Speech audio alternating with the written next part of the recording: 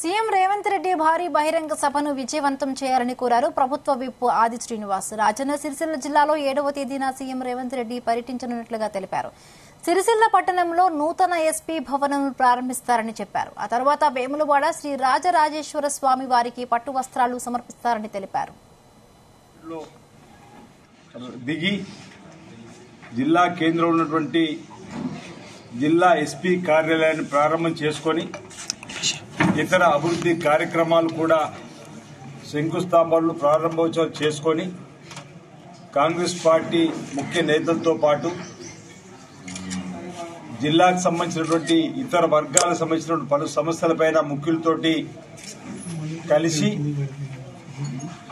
తదుపరి సేఫ్టీ మూవ్కు గౌడ సోదరులకు బీసీ సంక్షేమ శాఖ మంత్రి పొన్నం ప్రభాకర్ ఆధ్వర్యంలో ప్రవేశపెట్టినటువంటి కార్యక్రమాన్ని రగుడు దగ్గర లాంచింగ్ చేసుకొని 5-5:15 మధ్యలో వేములవాడ రాజరాజేశ్వరం సన్నిధిలోకి వచ్చి స్వామివారికి పట్టు వస్త్రాలు సమర్పించి స్వామివారిని దర్శించుకొని ఆ తదుపరి 5:30 ఆపైచులకు 6 మధ్యలో బాలనగర్ ప్రాంతంలో కోర్టు దగ్గర ఉన్నటువంటి సుశాలమైనటువంటి మైదానంలో ఓ భారీ బహిరంగ సభలో ఈ ప్రాంత ప్రజలను ఉద్దేశించి మాట్లాడేటువంటి కార్యక్రమాలు రూపొందించడం జరిగింది.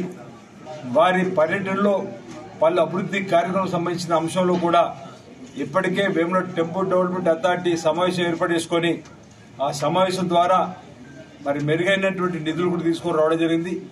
ఈ పర్యటన ద్వారా కూడా జిల్లాకు తప్పనిసరిగా తగిన నిధులు వస్తాయనేటువంటి ఒక భావాన్ని సందర్భంగా నేను వ్యక్తం చేస్తూ ప్రజలందరూ కూడా నేను పిలుపునిస్తా ఉన్నా.